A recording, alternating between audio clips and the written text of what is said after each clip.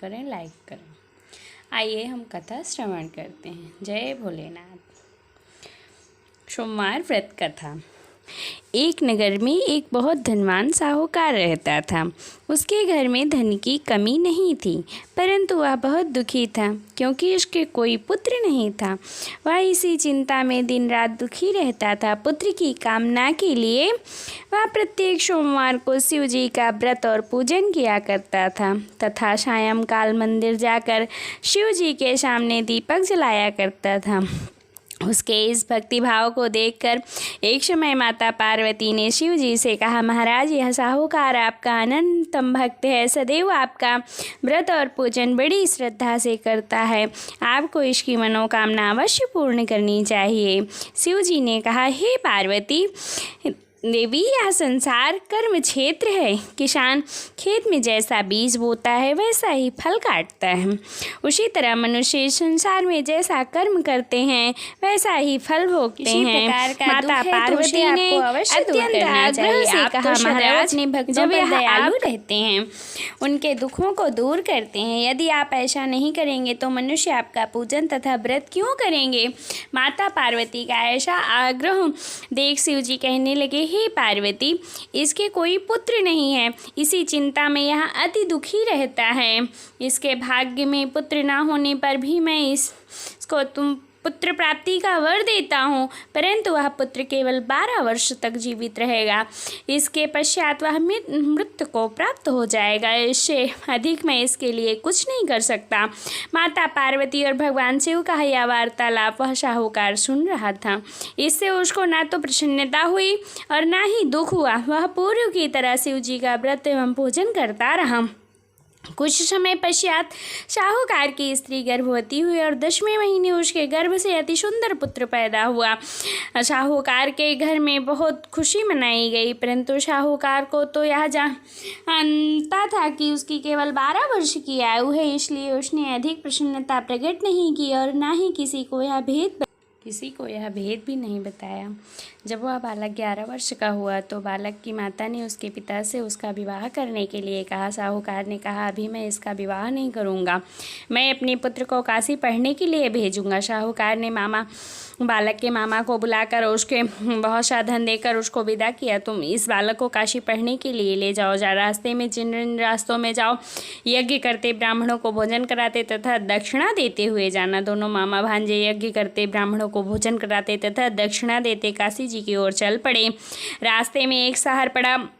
उस शहर में राजा की कन्या का विवाह था, परंतु जो राजकुमार विवाह कराने के लिए आया था वह एक आँख से काना था। उसके पिता राजा को इस बात की बड़ी चिंता थी कि वह कहीं राजकुमार को देखकर राजकुमारी उसके माता पिता विवाह से किसी प्रकार की अड़चन न पैदा कर दें। जब उसने सेठ के अति सुंदर लड़के को देखा तो मन में विचार किया कि क्यों न द्वारचार का समय इस लड़के के वर का काम चलाया जाए। ऐसा मन में विचार कर उस राजकुमार के पिता ने उस लड़के और उसके मामा से बात की। वे राजी हो गए। फिर उस साहूकार के लड़के को वर के कपड़े पहनाकर तथा घोड़ी पर बैठाकर कन्या के द्वार पर चले गए। सभी कार्य सफलता से पूर्ण हो गया। राजकुमार के पिता ने सोचा कि यदि विवाह भी इसी लड़के से करा लिया जाए तो क्या बुरी बात है। ऐसा विचार कर लड़के और उसके मामा से कहा, यदि आप फेरों और कन्यादान का काम भी पूरा करा दें तो आपकी बड़ी कृपा होगी, मैं इसके बदले आपको बहुत सारा धन दूंगा। दोनों ने इसे सहर्ष स्वीकार कर लिया। विवाह कार्य बहुत अच्छी तरह से संपन्न हो गया। सेठ का पुत्र जिस समय जाने लगा तो उसने राजकुमार की चुंदड़ी के पल्ले पर लिख दिया कि तुम्हारा विवाह मेरे साथ हुआ है, परंतु जिस राजकुमार के साथ तुम विदा होगी वह एक आँख से काना है, मैं काशी पढ़ने जा रहा हूँ। सेठ के लड़के के जाने के पश्चात राजकुमारी ने जब चुंदड़ी पर ऐसा लिखा हुआ पाया तो उसने कानी राजा कुमार के साथ जाने से मना कर दिया। उसने अपने माता पिता को सारी बात बता दी और कहा कि यह मेरा पति नहीं है, मेरा विवाह इसके साथ नहीं हुआ। जिसके साथ मेरा विवाह हुआ है वह तो काशी पढ़ने गया है। राजकुमारी के माता पिता ने अपनी कन्या को विदा नहीं किया और बारात वापस चली गई। उधर सेठ का लड़का और उसका मामा काशी पहुंच गए। वहां जाकर उन्होंने यज्ञ करना और लड़के ने पढ़ना शुरू कर दिया। जब लड़के की आयु 12 वर्ष की हो गई तो उस दिन उन्होंने यज्ञ रचा रखा रखा था। लड़के ने अपने मामा से कहा, मामा जी आज मेरी तबीयत कुछ ठीक नहीं है। मामा ने कहा अंदर जाकर सो जाओ। लड़का अंदर जाकर सो गया। थोड़ी देर बाद उसके प्राण निकल गए। जब उसके मामा ने आकर देखा तो कि उसका भांजा मृत पड़ा है तो उसको बड़ा दुख हुआ। उसने सोचा कि अगर मैं अभी रोना पीटना मचा दूंगा तो यज्ञ कार्य अधूरा रह जाएगा। अतः उसने जल्दी से यज्ञ का कार्य समाप्त करवाकर ब्राह्मणों के जाने के बाद रोना पीटना शुरू कर दिया। संयोगवश उसी समय शिव पार्वती उधर से जा रहे थे। जब उन्होंने जोर जोर से रोने की आवाज़ सुनी तो माता पार्वती कहने लगी, महाराज कोई दुखिया रो रहा है, इसके कष्ट को दूर कीजिए। जब शिव पार्वती वहां पहुंचे तो उन्होंने पाया कि वहां एक लड़का मृत पड़ा था। माता पार्वती कहने लगी, महाराज यह तो वही सेठ का लड़का है जो आपके वरदान से उत्पन्न हुआ था। शिव जी ने कहा, पार्वती इसकी आयु इतनी ही थी, वह यह भोग चुका। तब पार्वती जी ने कहा, हे महाराज इस बालक को कुछ और आयु दो, नहीं तो इसके माता पिता तड़प तड़प कर मर जाएंगे। माता पार्वती के बार बार आग्रह करने पर शिव जी ने उसको जीवन का वरदान दिया। शिव जी की कृपा से वह लड़का जीवित हो गया। शिव जी और पार्वती कैलाश पर्वत को चले गए। शिक्षा पूर्ण होने पर वह लड़का और उसका मामा उसी ही प्रकार यज्ञ करते, ब्राह्मणों को भोजन कराते तथा दक्षिणा देते अपने घर की ओर चल पड़े। रास्ते में उसी शहर में आए जहाँ उस लड़के का वहाँ की राजकुमारी से विवाह हुआ था। वहाँ आकर उन्होंने यज्ञ आरंभ कर दिया।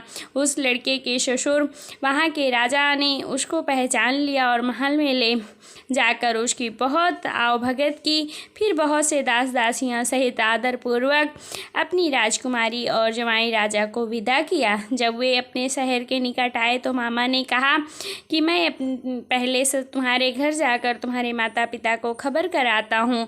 जब उस लड़के का घर मामा घर पहुंचा तो उसने देखा कि लड़के के माता पिता छत पर बैठे थे। उन्होंने यहाँ प्रण कर रखा था कि यदि हमारा पुत्र सकुशल लौट आया तो हम राजी खुशी नीचे आ जाएंगे, नहीं तो छत से गिरकर अपने प्राण दे देंगे। उस लड़के के मामा ने आकर जब यह समाचार दिया कि आपका पुत्र आ गया है तब उनको विश्वास नहीं आया। तब मामा ने शपथ पूर्वक कहा कि आपका पुत्र अपनी पत्नी तथा बहुत सारा धन साथ लेकर आया है। तो सेठ प्रसन्नता से भर उठा। सेठ सेठानी आनंद पूर्वक नीचे आए। बाहर आकर उन्होंने अपने पुत्र तथा उसकी पत्नी का भरपूर स्वागत किया।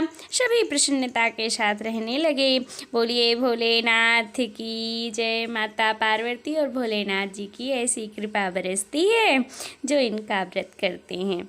जो कोई सोमवार के व्रत को धारण करता है अथवा इस कथा को पढ़ता या सुनता है उसके सब दुख दूर होकर उसकी समस्त मनोकामनाएं पूर्ण होती हैं तथा इस लोक में नाना प्रकार का सुख भोग कर अंत में सदा शिव लोक को प्राप्त होता है। बोलिए भोलेनाथ की जय। चलिए हम शिव भगवान की आरती करते हैं। ओम जय शिव ओंकारा मनि भज शिव ओंकारा ब्रह्मा विष्णु सदा शिव अर्धांगी धारा। ओम जय शिव ओंकारा एकानन चतुरानन पंचानन राजे। बोले पंचानन राजे हंसाशनि गरुणाशनि वृषवाहन साजे। ओम जय शिव ओंकारा दो भुज चार चतुर्भुज दस भुज ते सोहे ले दस भुज ते सोहे। तीनों रूप निरखता त्रिभुवन जन मोहि। ओम जय शिव ओंकारा अच्छी माला बनी माला मुंडी माला धारी। भोले मुंडी माला धारी चंदन मृग मद सोहे भोले शुभकारी। ओम जय शिव ओंकारा श्वेतांबर पीतांबर बाघांबर अंगे। भोले बाघांबर अंगे सनिकादिक ब्रह्मादिक भूतादिक संगे। ओम जय शिव ओंकारा करके मध्य कमंडल चक्र त्रिशूलधारी, भोले चक्र त्रिशूलधारी, सुखकारी दुखहारी जग पालनकारी। ओम जय शिव ओमकारा, ब्रह्मा विष्णु सदा शिव जानत अविवेका, भोले जानत अविवेका। प्रणवाक्षर के मध्य ये तीनों एका। ओम जय शिव ओमकारा, त्रिगुण स्वामी जी की आरती जो कोई नर गावे, भोले प्रेम सहित गावे। कहत शिवानंद स्वामी भजत हरि हरि स्वामी, मन वांछित फल पावे। ओम जय शिव ओमकारा, मनि भज शिव ओमकारा। दीपक लेके घूम जाइए। यानी गानी जपा पानी जन्मांतर कृतानि जा, तानि तानि विनश्यन्ति प्रदक्षिणे पदे पदे। बोलिए भोलेनाथ की जय। भोलेनाथ की महिमा अपरंपार है। जय।